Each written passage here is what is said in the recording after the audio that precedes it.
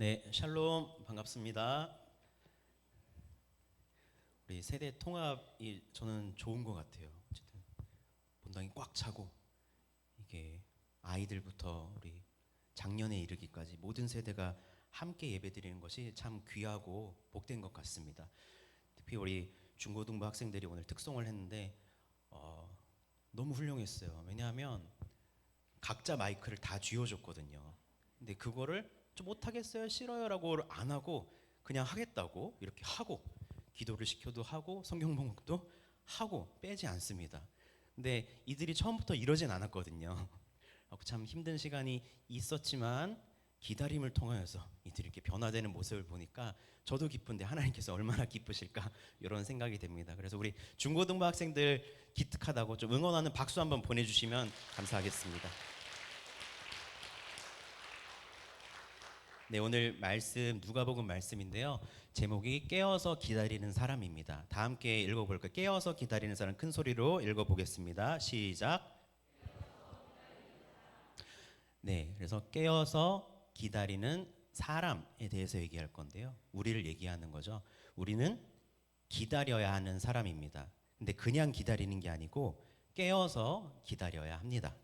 그래서 먼저 우리 기다림에 대해서 한번 이야기를 나눠보도록 하겠습니다. 우리는 여러분 기다리는 것을 좋아하시나요? 기다려 본 적 있으시죠? 많은 것들을 기다려 보셨을 텐데 최근에 어떤 것을 기다려 보셨나요? 기대하고 기다렸던 것들이 있으신가요? 오늘이 12월 첫째 주입니다. 저의 어릴 적을 돌아보면 항상 크리스마스, 성탄절이 빨리 왔으면 좋겠다. 이제 이런 기대감이 많았어요. 기다림. 왜 기다렸을까요? 선물을 받으니까. 교회 가면은 선물을 엄청 많이 주는 시즌이 있잖아요. 성탄절입니다. 어릴 적에는 그때처럼 축제 같은 날이 없었고 너무 좋았던 것 같아요. 요즘은 어떻게 됐는지 모르겠습니다. 분위기가 좀 많이 바뀌었는데 교회에 사람들이 많이 오기보다는 좀 세상에서 이 선물을 서로 이제 주고받는 어떤 연인이라든지 이런 식으로 이벤트성의 날로 좀 전락이 되어버려서 안타까운 마음이 있지만 그래도 여전히 사람들은 성탄을 기다리고 있습니다. 그래서 기다리는 것은 중요하지만 그냥 기다리면 안 되고 무엇을 어떻게 기다리느냐가 참 중요한 것 같습니다.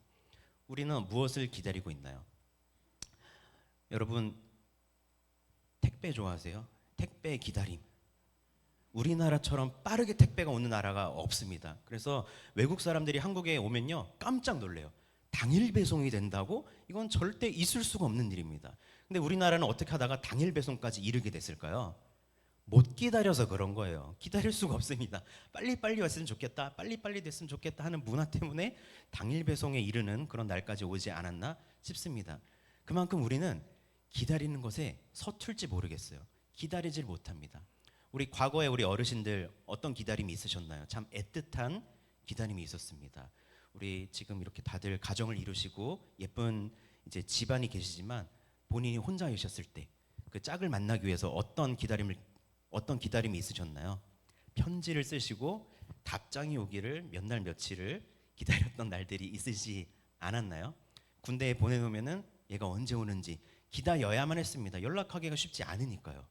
그런데 요즘 우리 군인들 군대 가면은 스마트폰을 쓸 수 있기 때문에 언제나 통화가 가능하고요. 언제든지 카톡이 가능합니다.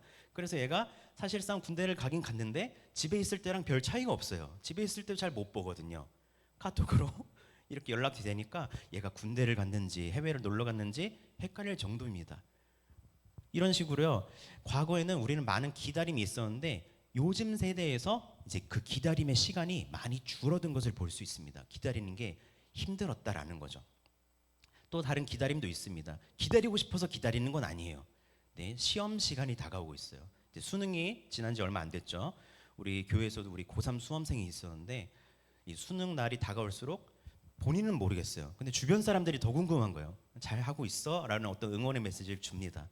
근데 제가 많은 수험생들을 보아왔지만 이런 수험생은 제가 처음 봤는데요. 참 평온해요. 이 친구는 수능이 다가오는 건지 고3은 맞는 건지 항상 이렇게 교회에서 섬기고 있는 그런 모습을 봤을 때 굉장히 담대하다. 정말 하나님께서 잘 준비를 시켜주셨겠구나. 뭐 이런 마음이 들기도 합니다. 그래서 기다리고 싶어서 기다리는 건 아니지만 시험을 기다리기도 하고 또 면접 같은 게 있거든요. 면접도 기다려야 하는 거죠. 그런데 디데이라는 게 있어요. 기다리는 그 날, 정확한 날짜가 있기 때문에 본인의 생일을 기억한다든지 이렇게 그 날을 기억을 하고 있는데, 만약에 수능이 불시에 치러진다면 여러분 어떠실 것 같으세요? 우리 학생들이 제정신으로 살 수 있을까요? 언제 시험을 볼지를 모르는 거예요. 당장 갑자기 내일 수능이래요. 발표를 했어요. 그럼 어떻게 될까요? 패닉이 올 수도 있다는 거죠. 왜 패닉이 올까요? 서인이는 아마 패닉이 오지 않을 거예요. 왜냐하면 평소에 준비를 잘했기 때문에. 그래서 이 친구는 평안하잖아요. 그래서 평소에 준비를 잘한 사람은 패닉이 오지 않습니다. 언제 봐도 상관이 없다라는 거예요. 그런데 준비가 안 된 사람은 떨려요. 그 스트레스 때문에 아마 그 고3의 시간 동안에 병원을 몇 번을 갈지도 모르겠습니다. 우리도 그렇지 않나요? 예수님께서 오시는 그것을 우리는 알고 있고 기다린다라고 고백을 하고 찬양도 드렸습니다. 오늘 뭐 마라나타 주님 오시옵소서라고 기도를 하고 찬양을 드렸는데, 여러분은 예수님을 어떻게 기다리고 계시나요? 이것을 생각을 할 필요가 있습니다. 첫 번째로 우리 불렀던 찬양 중에 기름 준비된 자만이 잔치장에 들어갈 수 있다라고 이야기를 했습니다. 우린 고백을 했어요. 알고 있습니다. 머리는 알고 있으나 과연 우리는 정말로 주님이 언제 오셔도 상관없을 정도로 잘 기다리고 계시는지 생각을 해봤으면 좋겠습니다. 먼저 왜 기다려야 되는지를 알아야 합니다. 요즘 우리 MZ, MZ 세대 이렇게 부르죠. 이 친구들이 가장 많이 하는 표현이 있어요. 왜? 라는 겁니다. 뭐 좀 시키면은 그냥 하지를 않아요. 왜요? 왜 제가 해야 되는데요? 이게 납득이 돼야만 움직입니다. 그래서 어르신들이 좀 곤욕을 치르고 있다. 이들을 납득을 시켜주기 위해서. 우리가 주님이 오시는 것도 교회에서 주님 오신다, 기다려야 한다라고 이야기만 하다 보니까 그냥 막연히 기다렸던 우리 세대와 달리 우리 젊은 세대들은 그것에 대해서 왜 기다려야 되는지 잘 모르고 있는 친구들도 있습니다. 우리는 왜 예수님이 오시는 것을 기다려야 할까요?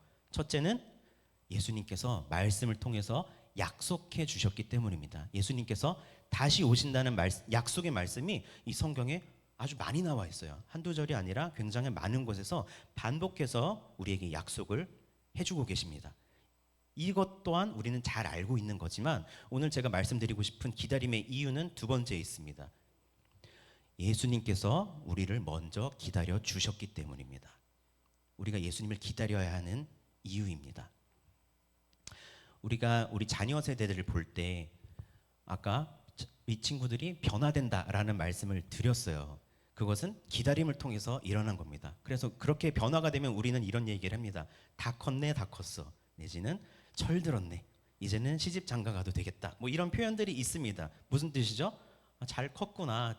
엄마 아빠의 마음을 알아주는구나. 그 알아줌이 있을 때 우리는 그들에게 고마움의 표시를 하게 됩니다. 하나님도 마찬가지거든요. 하나님께서는 항상 우리를 기다려 주시는 분이십니다. 문 밖에 서서 노크를 하시고요. 우리가 마음의 문을 열 때까지 계속해서 기다려 주셨습니다. 제가 어릴 적에 성탄절 이야기를 했어요. 성탄절을 기다렸다라는 거예요. 어린 꼬마는. 왜요? 선물 받고 싶어서. 예수님을 기다렸던 게 아니었습니다. 우리의 마음이 다른 곳에 가 있을 수가 있어요. 우리가 하나님을 왜 섬기고 있을까요? 왜 기도를 드리고 있을까요? 기복신앙이라는 것도 있죠. 하나님께서 우리에게 좋은 것을 주신다라고 말씀을 하셨기 때문에 하나님 잘 되게 해주세요. 범사에 잘 되게 해주세요. 좋은 곳에 취직할 수 있게 해주세요. 시험 붙게 해주세요. 시험 잘 보게 해주세요. 이런 식으로 달라는 기도를 엄청 많이 합니다. 잘하는 거죠. 우리는 하나님 믿고 있기 때문에 그 믿는 하나님께 기도를 드립니다. 하지만 우리가 기도를 드리는 모든 100%의 영역 내에서 과연 몇 퍼센트가 하나님 저를 만나주세요. 하나님 저를 찾아주세요라고 기도를 드리셨는지 한번 돌아보는 시간이 되었으면 좋겠습니다. 신체 나이는 신앙의 나이와 비례하지 않는 것 같습니다. 우리가 나이가 많다고 해서 교회를 오래 다녔다고 해서 우리의 신앙이 하나님 보시기에 굉장히 믿음직스러운 충성스러운 그런 모습이 아닐 수도 있다는 것을 기억하셔야 될 것 같습니다. 저도 모태신앙으로 자랐습니다. 태어났고 쭉 그렇게 교회를 섬겼는데 제가 고등학교를 졸업하고 해외로 나갔을 때 저의 집을 떠나고 부모님을 떠났을 때 그때 저의 모습이 드러나더라고요. 제가 알지 못했던 그런 모습들. 품 안에 있을 때는 그냥 그 품 안에 있었기 때문에 안전한 곳에서 지내느냐고 잘난 척하면서 살았는데 제가 혼자가 되다 보니까 얼마나 부족하고 못난 사람인지 깨닫게 해주시는 그런 시간이 있었습니다. 그 시간을 통하여서 하나님을 인격적으로 만나게 되는 사건도 경험하게 되었습니다. 우리가 얼마나 부족한지, 내가 무엇을 깨닫지 못했는지를 인지해야지 하나님께서 주시는 메시지가 우리 안에 들어올 수 있다고 믿습니다. 그래서 우리는 기다려야 합니다. 하나님께서 약속을 하셨기 때문에 우리가 왜 기다려야 되는지를 이제 알아야 될 텐데, 알았는데 어떻게 기다리냐가 사실은 더 중요합니다. 깨어서 기다리는 사람이라고 했습니다. 우리 말씀 다시 한번 읽어보겠습니다. 누가복음 12장 35절 말씀 함께 봉독하겠습니다. 허리에 띠를 띠고 시작. 허리에 띠를 띠고 등불을 켜고 서 있으라. 사실 이 말씀에 답을 다 주셨어요. 먼저 허리에 띠를 띠고라는 곳을 집중해서 보도록 하겠습니다. 허리에 띠를 띈다라는 게 어떤 의미일까요? 현대어로 바꿔보면 벨트를 하고 다녀라 이 소리일까요? 과거에 그 이 당시 시대에서는 의상 자체가요 굉장히 두꺼운 재질의 천이죠. 긴 천. 이제 그것을 질질 끌고 다니는 거예요. 띠가 없으면. 그럼 띠를 왜 해야 되죠? 질질 끌지 않고 꽉 점며 표준어가 뭘까요? 묶어서 점매서 이렇게 꽉 점매야 편하게 다닐 수 있을 거잖아요. 준비를 하고 있으라는 겁니다. 허리에 띠를 띄어야 되는 겁니다. 이것을 이제 비교하자면 군인들 군대에 5분 대기조라는 그게 있어요. 5분 대기조가 뭐냐면 5분 안에 언제든지 바로 출동할 수 있도록 준비를 하고 있는 팀이 있는 겁니다. 따로 24시간 그럴 수는 없는 건데, 그래서 5분 대기조가 돌아갑니다. 뭐 하루 우리가 있으면은 다음엔 다른 팀이 또 다른 팀이 이렇게 돌아가게 되는 거예요. 그 5분 대기조는 완전 군장을 하거든요. 항상 출동을 할 수 있도록 어떤 옷을 입고 있을까요? 군복을 제대로 갖추고 있고요. 바로 전투를 할 수 있는 자세를 취하고 있다라는 겁니다. 잠도 못 자고요. 이렇게 우리가 주님을 기다려야 한다. 어떻게요? 정말 5분 대기조처럼 언제 주님이 오실지 모르는 것처럼 준비를 안 하면, 아까 수능 말씀드렸죠? 준비를 안 하고 내일 당장 수능입니다 하면은 으악 하고 패닉이 올까요? 아니면 서인이처럼 저 언제든 자신 있습니다 하고 시험을 볼 수 있을까요? 우린 서인이 같은 사람이 되어야 됩니다. 죄송합니다. 자꾸 이름을 언급해서. 너무 좋아해서 그래요. 제가. 두 번째, 등불을 켜고라는 표현이 있습니다. 등불을 켠다. 등불을 언제 켜야 할까요? 어두울 때 켜야겠죠. 환한 대낮에 등불을 굳이 켜진 않습니다. 어두울 때 켠다라는 겁니다.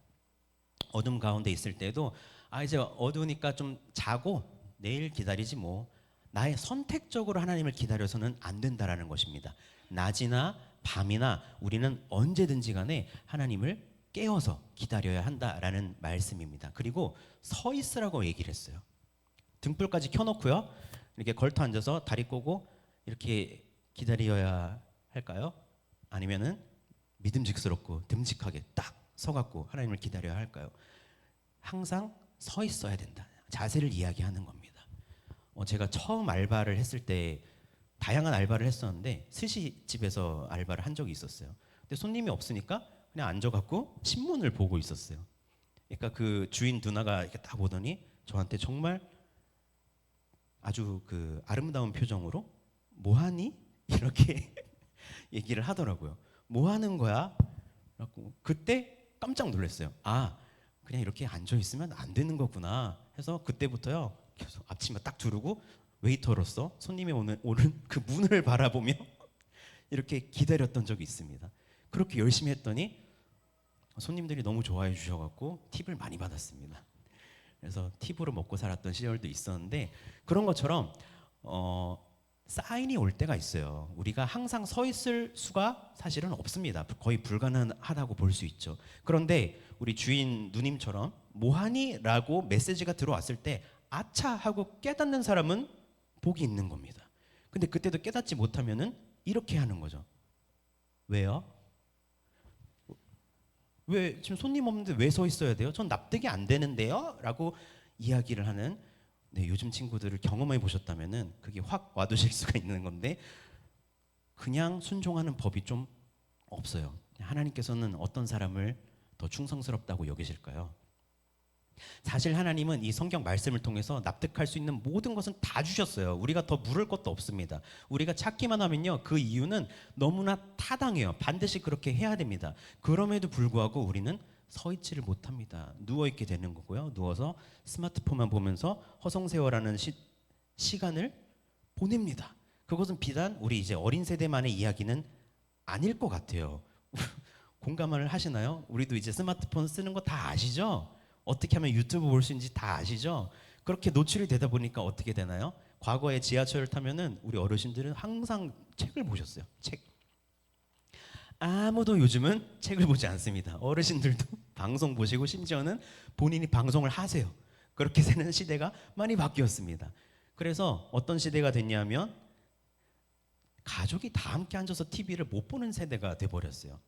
자기 입맛이 딱 있다 보니까 채널 싸움을 합니까? 그럴 필요가 없는 거죠. 왜? 내가 보고 싶은 거 나 혼자 보면 되니까.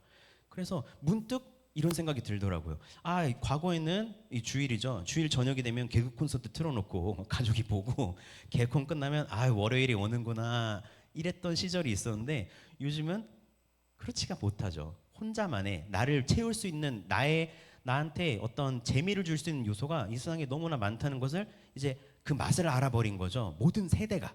그렇다 보니까 가족의 소중함이나 우리가 정말 소중하게 여겨야 했던 것들이 조금은 멀어지고 있는 것도 경험을 하고 있는 것 같습니다. 오늘 하나님께서 우리에게 반복적으로 깨어라 깨어라라고 말씀하시는 이유는 이 세대를 겨냥하지 않습니다. 전 세대를 통틀어서 말씀하시는 그런 메시지라고 생각합니다. 그렇게 우리가 허리에 띠를 띠고 등불을 켜고 밤낮으로 가리지 않고 하나님을 기다리는데 그냥 기다리는 게 아니라 서서 기다리는 이런 자세를 취하는 것이 매우 중요합니다. 그런데 이것은 일시적인 것이 아닌 지속적인 일이 되어야 합니다. 왜 지속적이어야 할까요? 하나님이 언제 오실지 모른다고 우리한테 말씀을 하셨기 때문입니다. 오늘 말씀에 39절에서 40절을 보시면은 도적이 온다고 합니다. 도적이 올 때를 대비하라. 전화가 오는 거예요, 갑자기. 네, 여보세요? 아, 저 도둑인데요. 오늘 저녁 6시쯤에 제가 좀 들어가려고 합니다. 제가 지금 출타 나와 있는데 내일 다시 오시면 안 될까요? 뭐 이런 대화를 하실까요? 도적은 예약을 하지 않아요. 우리한테 미리 경고조차 하지 않습니다. 갑자기 탁 들이닥치게 된다는 겁니다. 대비가 된 사람은 그것을 막을 수 있다라는 거죠. 그럼 도둑 맞아보신 적 있나요? 그러면은 이제 그 경고를 때문에 내 삶이 바뀌어갑니다.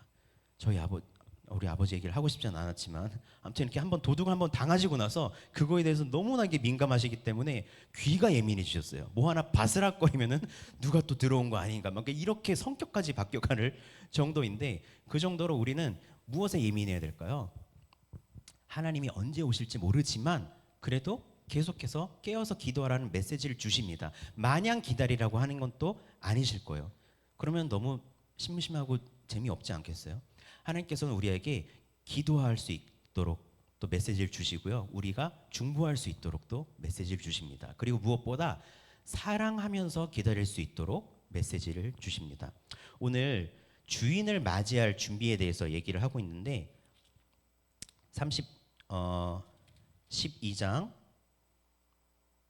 36절을 보겠습니다. 너희는 마치 그 주인이 혼인집에서 돌아와 문을 두드리면 곧 열어주려고 기다리는 사람과 같이 되라. 주인이 와서 깨어있는 것을 보면 그 종들은 복이 있으리로다. 내가 진실로 너희에게 이르노니 주인이 띠를 띠고 그 종들을 자리에 앉히고 나와 수종들리라. 얼마나 좋은 관계였을까요? 물론 그냥 막 충성된 종들도 있었겠지만요. 정말 충성된 종들은 그 주인을 사랑합니다. 가능하면 쉬고 싶을 수도 있어요. 눈에 안 보이니까 그냥 한 몇 시쯤 오겠지 그때까지 띵가띵가 하다가 올 때쯤 돼서 기다릴 수도 있겠지만 이들은 그렇지 않았습니다. 38절에 주인이 혹 2경이나 혹 3경에 이르러 2경이나 3경이 이제 시간을 이야기하는 건데 혹시 몇 시대라고 이해하실 수 있을까요? 현대의 시간과는 조금 다른데 로마식 표현이 있고 뭐 유대식 표현이 있더라고요. 그러니까 2경이라고 하면은 밤 10시에서 이제 12시 그리고 삼경은 그 이후의 시간, 새벽 시간을 이야기하는 거예요. 밤에 오실 수도 있고 오늘 밤 지나서 내일 새벽에도 오실 수가 있으니까 뭐 하는 거예요? 그냥 기다립니까? 불을 켜고 어둠을 비추고 주인이 오는 것을 기다리는 거예요. 이렇게 하라고 얘기를 듣고 있습니다, 우리는. 근데 우리는 그런 기쁜 마음으로 과연 주인을, 하나님을 기다리면서 살고 있었는지 돌아봤을 때 제가 그렇게 기다려야 한다고 주입식으로 말씀드리는 게 아니라 두 번째 이유에 대해서 말씀을 드렸죠. 하나님께서 먼저 기다려 주셨기 때문에.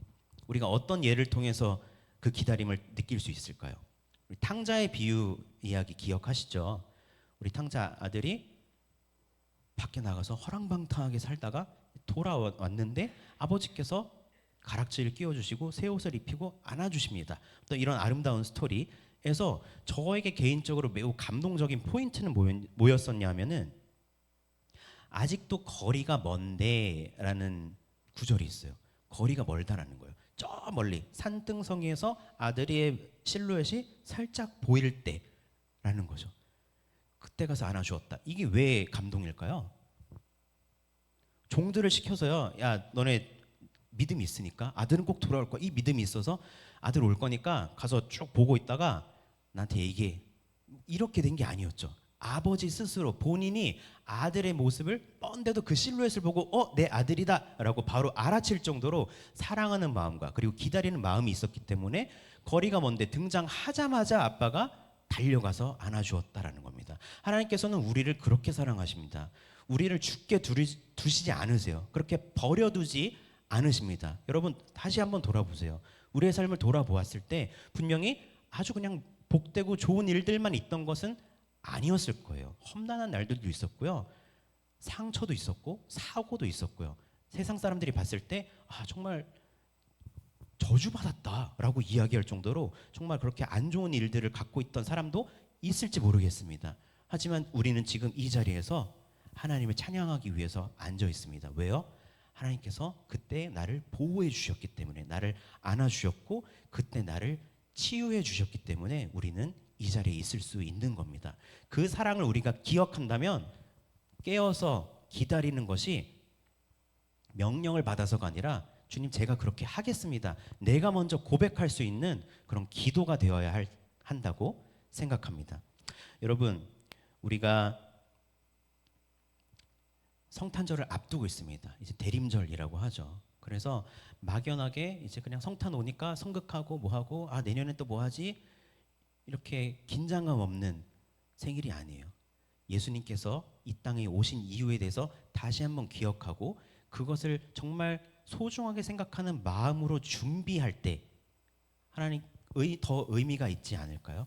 우리가 삶을 살아가는 동안에 앞으로 더 얼마나 살 수 있을지도 사실은 모릅니다. 내일 예수님이 오실 수도 있는 거고요. 다음 주에 오실 수도 있고 내후년에 오실지 아무도 모른다라는 거예요. 근데 언제 올지 몰라 하고서 불안해해야 될까요? 크리스천은 그렇지 않습니다. 정말 참으로 믿는 사람들은 그것에 불안해하는 것이 아니라 언제 오셔도 상관없습니다. 저 친구처럼 언제 시험 봐도 상관없습니다. 왜요? 나 이미 주님 사랑하고 있고 나 이미 이렇게 5분 대기조처럼 띠를 메고 기다리고 있어요. 밤이 돼도 내가 찾는 사람은 술, 담배가 아니라 세상이 주는 그런 기쁨이 아니라 하나님 한 분밖에 없습니다 라는 고백을 드리는 우리 모두가 되었으면 좋겠습니다. 저는 정말 부르기 힘든 찬양이 있었어요.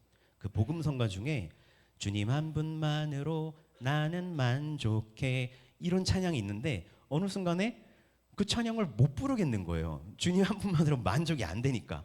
내가 원하는 게 분명히 있는데 만족이 안 되는데 그 찬양을 그냥 마음 없이 부른다라는 게 용납이 안 돼서 그 찬양이 나올 때마다 찬양을 안 불렀어요. 그냥 거짓 고백을 하느니 안 부르고 말지 했던 시간이 있었습니다. 그런데 하나님께서 사랑을 깨닫게 해주셨던 그날 이후로 그 찬양을 저는 자유롭게 부를 수 있는 사람이 되었습니다. 우리도 하나님 한 분을 만족하고 또 그분을 정말 사랑하는 마음으로 깨어서 기다리는 그런 신실한 엄정교회 모든 성도님들이 되었으면 좋겠습니다. 기도하겠습니다. 사랑과 은혜가 풍성하신 하나님 아버지 감사합니다. 항상 우리를 기다려 주셔서 감사합니다. 우리가 어떤 상황에 있든지 어떤 모습으로 있든지 주님 판단하지 않으시고 정죄하지 않으시고 우리를 사랑하셔서 꼭 안아주셔서 감사합니다. 하나님, 우리가 주님의 그 사랑을 기억하길 원합니다. 그래서 하나님, 우리가 뭐 천국에 들어가기 위해서 내가 주님께 바라는 것이 있어서가 아니라 정말 주님 한 분만을 사랑하는 마음으로 주님을 정말 충성스럽게 기다리는 그런 종처럼 우리가 그러한 삶을 살아낼 수 있도록 하나님, 우리가 이 말씀대로 삶을 살 수 있도록 축복하여 주시옵소서. 성령 하나님께서 그렇게 동행하실 것을 간구하고 기도합니다. 우리에게 큰 사랑 주신 하나님을 찬양합니다. 예수님의 이름으로 기도하였습니다. 아멘.